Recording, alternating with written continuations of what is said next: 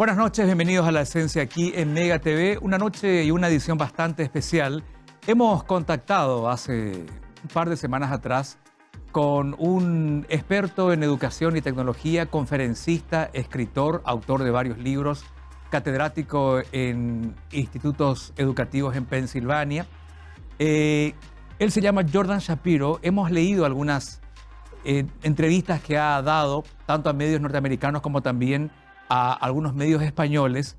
Ha sido columnista invitado de la revista Forbes por mucho tiempo y él tiene algunas ideas muy interesantes con respecto al momento apropiado en que tenemos que darle a nuestros chicos un celular o una tablet. ¿En qué momento deberíamos empezar a introducir a los niños el mundo de la tecnología? La educación y la tecnología, su importancia. ¿Por qué es positivo darles bien temprano en su infancia a los chicos tecnología? Porque es eso lo que el mundo actualmente requiere. ¿Qué tanto ha cambiado la educación? ¿Cuáles son los paradigmas que todavía se mantienen y que deberían cambiarse? ¿Y qué relación hay entre el contenido violento de algunos videojuegos y las tendencias violentas que después podrían tener nuestros chicos? ¿Hay realmente relación? ¿Hay alguna investigación que nos diga que eso es realmente así? Interesante la nota, creo yo, para compartirla con ustedes. Esto lo hemos hecho ya en otro horario por la diferencia horaria que tenemos con el lugar donde Jordan Shapiro se ha puesto a disposición de nosotros. Entonces decidimos hacer la nota grabada, subtitularla y compartirla con ustedes en esta edición de La Esencia hoy viernes. Así que, amigos televidentes de Mega TV, me gustaría compartir entonces con ustedes estos 19-20 minutos de conversación con Jordan Shapiro, escritor, educador y experto en tecnología y educación de los Estados Unidos. Así que vayamos a esa nota en la edición especial de hoy de Nuestra Esencia aquí en Mega TV. Jordan Shapiro, how are you? I am doing well. How about you? Fine, fine. Thank you very much for talking to us. We're calling you from Asunción, Paraguay, South America. Have you ever heard about this country? We're a small country here in the center of South America. I mean, I know it exists. I've seen the name before, but I don't know very much about it, if I'm being honest. Okay, we hope you can come here someday to talk about education and technology. That'll be very nice. We hope to see you. I look forward to it.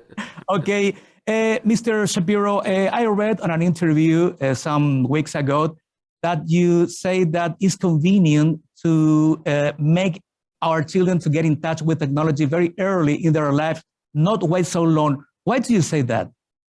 Well, the reason that I made that suggestion in that interview was because when you look at the average around the entire world of when people tend to give smartphones to their children, it's around 13 years old. It's around maybe 12, 13, 14.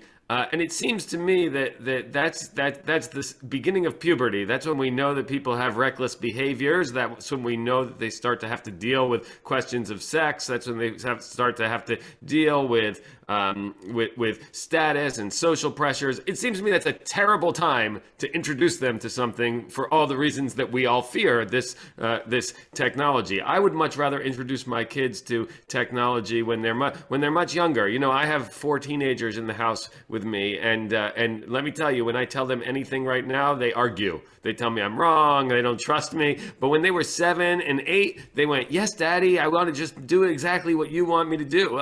And so, really, what I'm suggesting is that we need to start young when our kids are when our kids are eager to please. When our kids are still much more moldable, much more plastic than they are as they get older.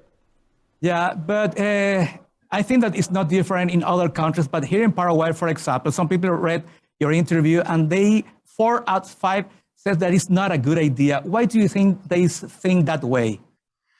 Yeah, I think I think there's a couple reasons. One is, we have a very old paradigm when it comes to child development. It's still very much based on Victorian era ideas about sweets and sexual temptation and all of this idea that we need to protect our children from dangers. But what we know in child development, if you really look at it, and I think most experts, if you really confronted them with the science, would see that we know that mentorship works much better than censorship, right? We want to mentor our kids, and so all I'm saying is, the longer and slower that you spend trying to teach good habits that match your values, the better it's going to be. Sometimes I think that with the older people, I'm 50 years old, my kid is 8 years old, and I think that we are afraid about technologies, and so that we deny to our children to get in touch with a world that we don't understand. Would you agree with that idea? Yeah, I think I think we're very, when it comes to childhood, we very easily fall into a trap of nostalgia where we believe that our childhood was perfect and ideal, even though we all know it wasn't. And so what we want to do is we think that it should look the same, right? So maybe we played in the sand, so we think they must play the same time in the sand as we did. Everything must be the same. The truth is, it's never the same. The world changes around us. Economies change, cultural norms change, habits change, technologies change, and as our parents, I think our job, or as teachers, or as educators, our job is really to equip young people with the skills to move through a changing world. You say everything changed, but I think that education system didn't change.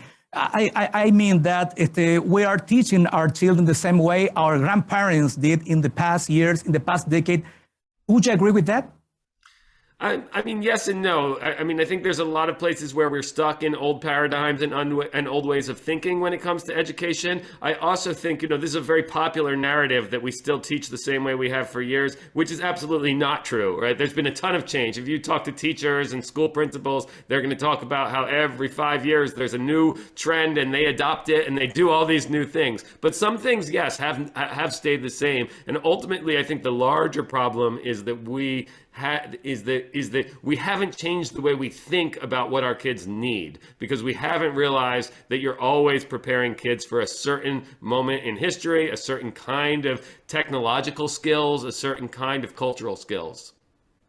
Yeah, but you say we have to give our children technologies from early years, 16, 7 years. But how do we parents learn about the technology world?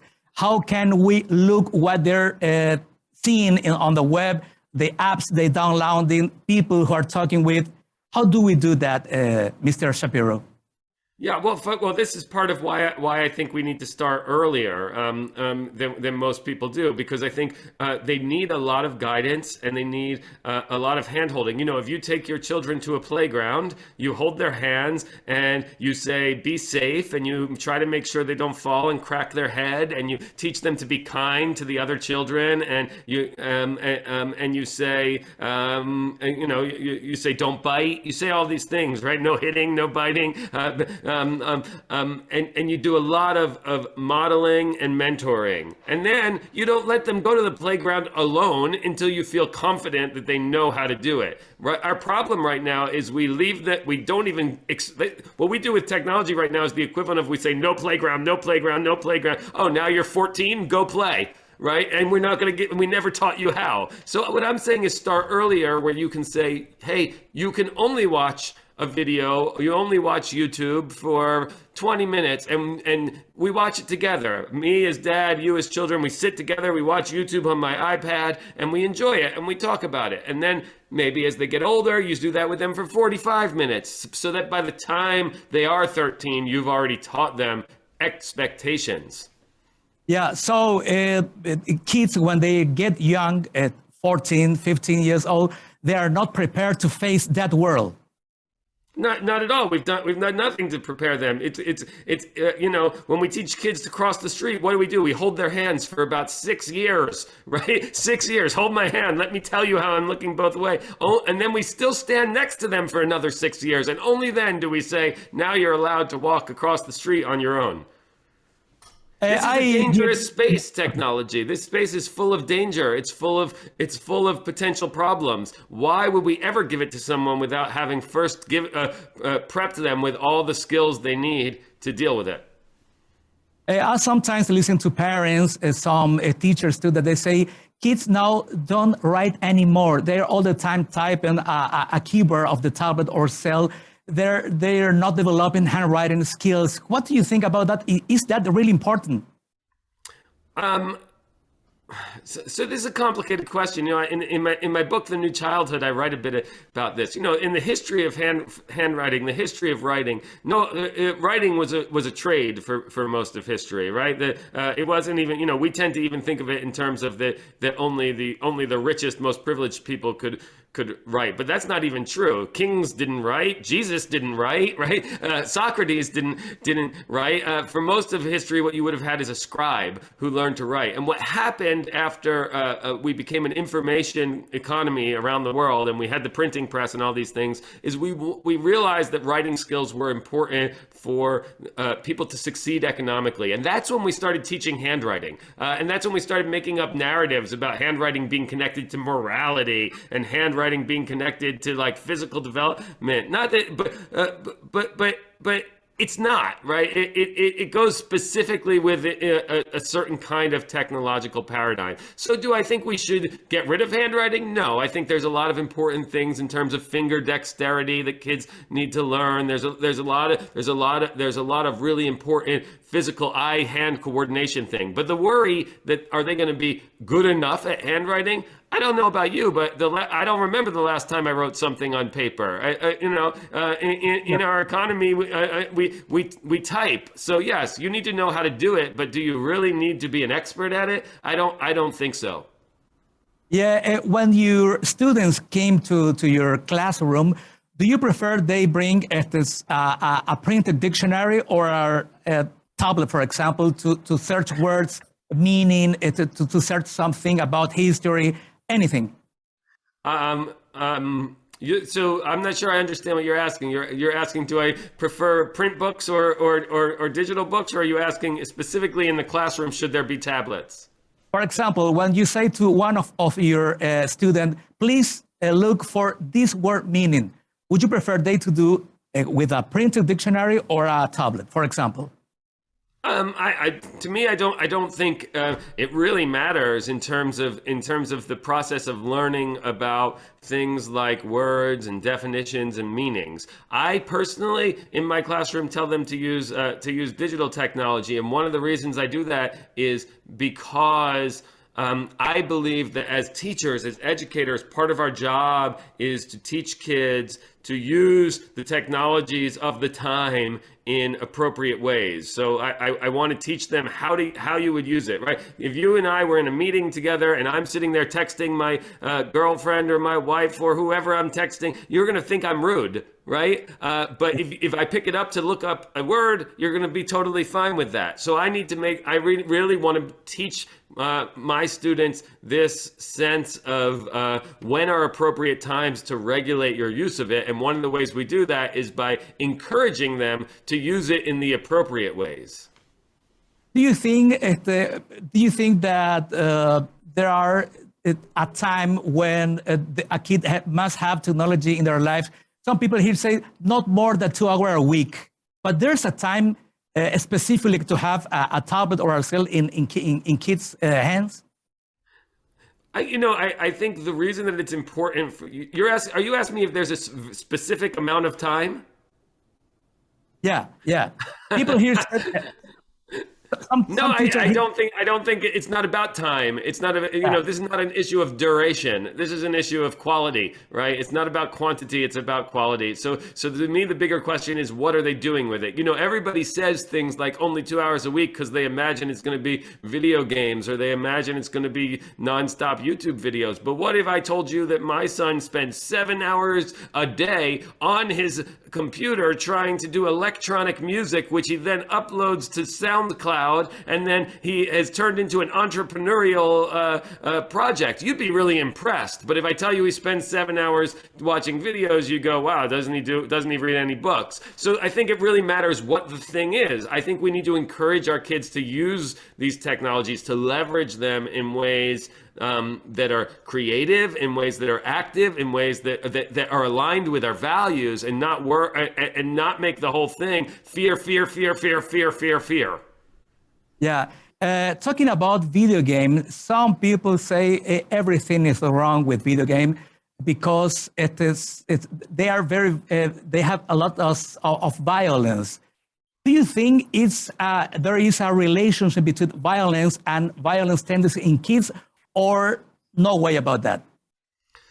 You know, look, most of the research has shown pretty clearly. I mean, this has been exhaustively researched, and most of it shows pretty clearly that there's not a causal relationship between viewing violence or violent video games and violent action, right? There's no, in fact, if you even go to what most of what we know in psychology or therapy or psychoanalysis is that actually violent ideation, violent fantasies are a way to work things out, so you don't need to be violent in real life. Now, does that mean I think any exposure to any violence is good? No, I think as parents, what we need to do is we need to, you know, control what our kids view or engage in until we feel confident that they know how to make sense of what they're viewing. So am I going to take a kid who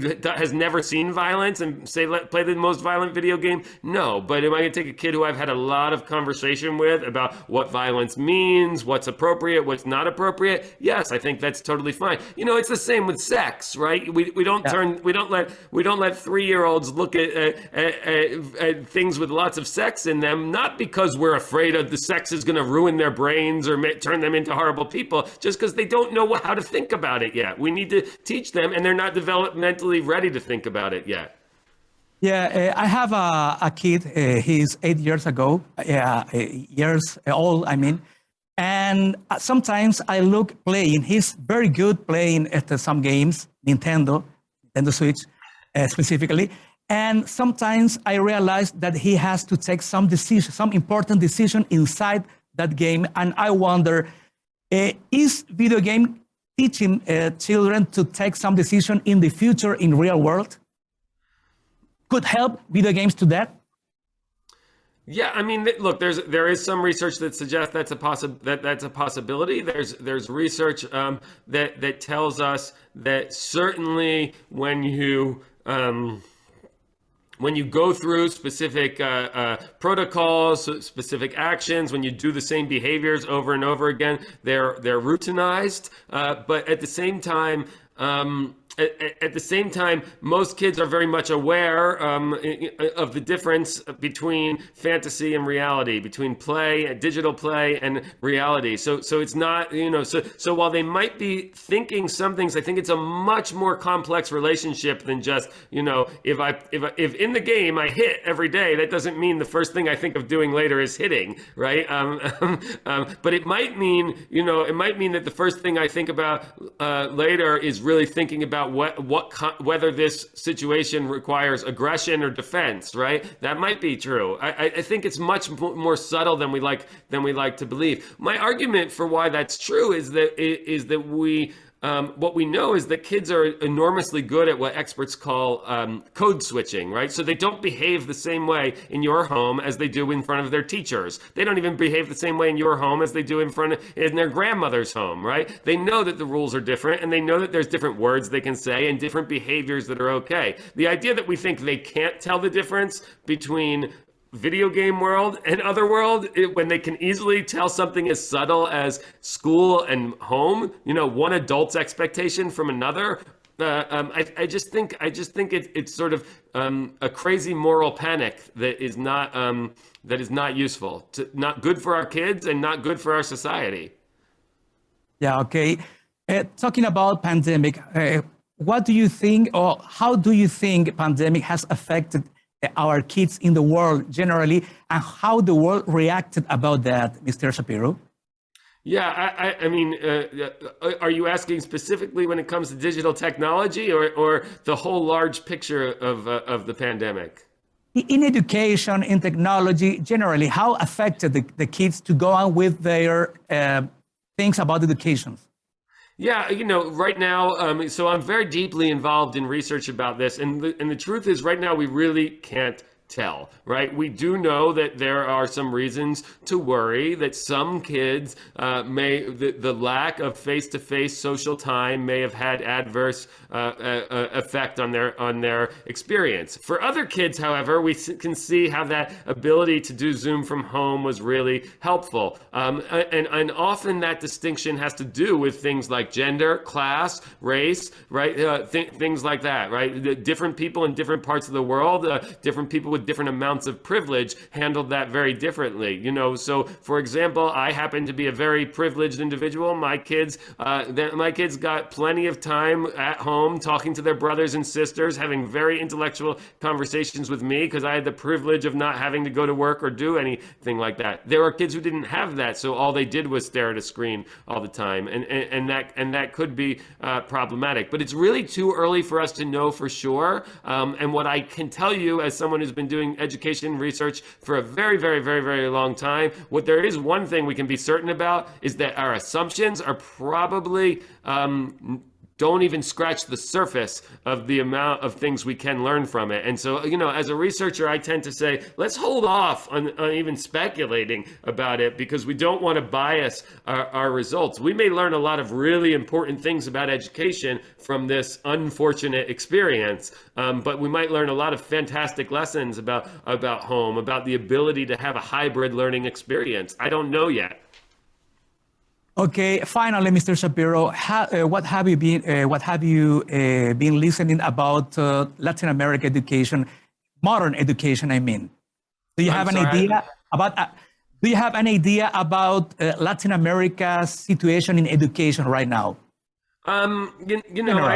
I think globally the questions about education are very similar right now, which is as I think we already hinted at very easily, much earlier in this conversation, which is there's a lot of places where the paradigm hasn't shifted, right? Where we're still doing old kinds of exercises without thinking about whether or not it's preparing for a new world. I'll give you a perfect example here, right?